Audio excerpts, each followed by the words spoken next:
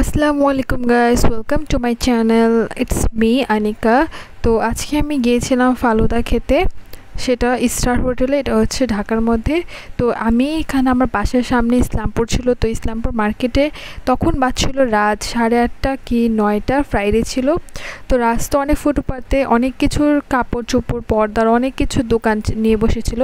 তাই ভাবলাম যে আমি এটা একটু দেখে শেয়ার করি যে রাতে 8টা 8:30টার দিকেও এখানে ফুটপাতে যে শপিং থাকে সেটা খোলা থাকে।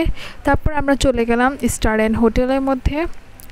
তো সেখানে আমার খুব ফালুদা খেতে ইচ্ছা করছিল, অ্যান্ড আমার স্টারের ফালুদাটা খুব বেশি ভালো লাগে, আমার অনেক বেশি পছন্দের। তাই আজকে আমরা সবাই ফ্যামিলি মিলে চলে গেলাম ফালুদা খেতে।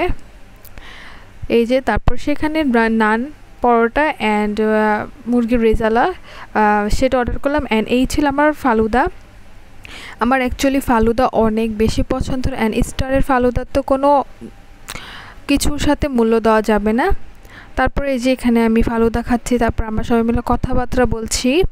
তাই আমার কাছে যে অবশ্যই যে পরোটাটা ছিল সেটা অ্যাটলিস্ট মোটামুটি ভালো লাগলো, বাট ফালুদাটা সেখানে অস্থির। একবার খেলে আমার বারবার খেতে মন চায়, অ্যান্ড এটা আমার সবচেয়েতে পছন্দের ফালুদা, স্টারের ফালুদা, অ্যান্ড অনেক টেস্টি ফালুদা। দেখেন এটার মধ্যে অনেক কিছু থাকে। এটা অবশ্যই ফুড রিভিউ না, আমার কাছে ভালো লাগলো পার্সোনালি, তাই অবশ্যই আমি ভাবলাম যে আপনাদের সাথে শেয়ার করি। তো এই ছিল আমার ফালুদাটা। তারপর আমি ফালুদা খেলাম। ফালুদা খাবার পর এখানে আমরা চা অর্ডার করলাম। আমার কাছে চাটাও এটার অনেক বেশি ভালো লাগলো, অ্যান্ড আপনি আমার ফালুদার খাবারটা দেখে বুঝতে পারছেন যে আমার কত ভালো লাগছে, আমার কত পছন্দের একটা জিনিস।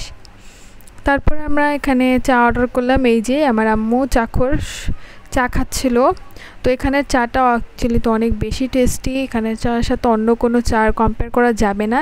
তারপর আমি খেলাম চা, দেখেন আমার ইমপ্রেশন দেখে বোঝা যাচ্ছে যে কতটা টেস্টি। তাহলে আজকে ব্লগটা এখানে শেষ করছি। আল্লাহ হাফেজ।